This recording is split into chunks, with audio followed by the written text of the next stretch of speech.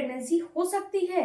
इसमें कितना परसेंट ये सच है और कितना परसेंट इसमें प्रेगनेंसी होने के चांस होते हैं? आज के वीडियो में हम आपके ही सवालों के ऊपर ये वीडियो बना रहे हैं, तो वीडियो में पूरा समझेंगे। सबसे पहले बात करते हैं फ्रेंड्स की पीरियड। देखो ये सबसे बड़ी बात ये होती है कि अब आपकी बॉडी कैसी है। ये सारा जो चीज होती है अपनी अपनी बॉडी के ऊपर निर्भर करता है। बहुत सारी महिलाओं में ये देखा गया है फ्रेंड्स कि उनका जो डेट होता है, महीने का जो पीरियड आने का डेट होता है, अगर प्रेगनेंसी हो जाती है तो उस डेट पे उनको थोड़ा बहुत स्पॉटिंग ब्लीडिंग हो जाती है। बहुत ज्यादा नहीं होती है, थोड़ा बहुत होता है, तो ये नॉर्मल कंसीडर किया जाता है, ये नॉर्मल होता है। अगर ये हर महीने हो रहे हैं आपको तो ये नॉर्मल बात है, इसमें कोई दिक्कत, आपको कोई परेशानी वाली बात नहीं है।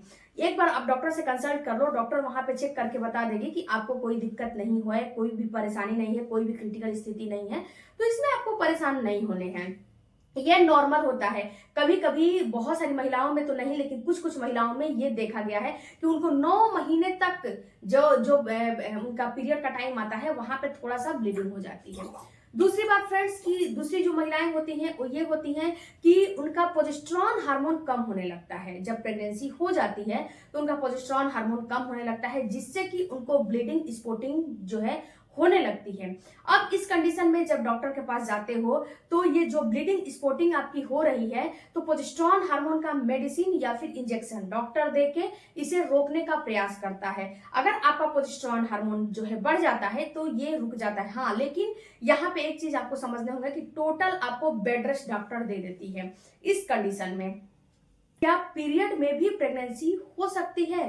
तो देखो डियर, कभी कभी ये देखा गया है कि अगर आपका इम्प्लांटेशन, ओवुलेशन लेट हुआ है तो क्या होता है कि पीरियड के टाइम पे ही आपका थोड़ा सा स्पॉटिंग ब्लीडिंग हो जाता है और आप लोग समझते हो कि आपका जो है पीरियड आने वाला है, लेकिन वो होता है इम्प्लांटेशन की ब्लीडिंग हुई है, क्योंकि इस टाइम पे आपका ओवुलेशन और इम्प्लांटेशन लेट से हुए हैं। ओके, तो अगर 1-2 ड्रॉप आपको ब्लीडिंग हुई है, उस कंडीशन में आपको प्रेगनेंसी हो सकती है। अगर इम्प्लांटेशन की ब्लीडिंग हुई है तो यहाँ पे मेरी बातों को थोड़ा गौर से समझिएगा, तब समझ में आएंगे। अगर आपका इम्प्लांटेशन लेट हुए हैं तो पीरियड के टाइम पे आपको इम्प्लांटेशन का हल्का फुल्का स्पॉटिंग ब्लीडिंग हो जाती है, ये नॉर्मल बात होता है। लेकिन यहाँ पे ये स्पॉटिंग ब्लीडिंग बिल्कुल भी फ्लो के फॉर्म में नहीं आता है, बिल्कुल नॉर्मल 1 से 2 ड्रॉप आते हैं और 1 से 2 दिन आते हैं, इससे ज्यादा नहीं आते हैं।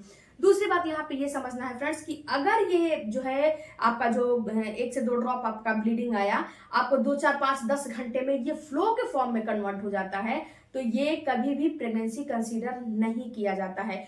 क्योंकि जब आपको प्रेगनेंसी होती है उस टाइम पे आपको स्पॉटिंग ब्लीडिंग आपको नहीं होने चाहिए।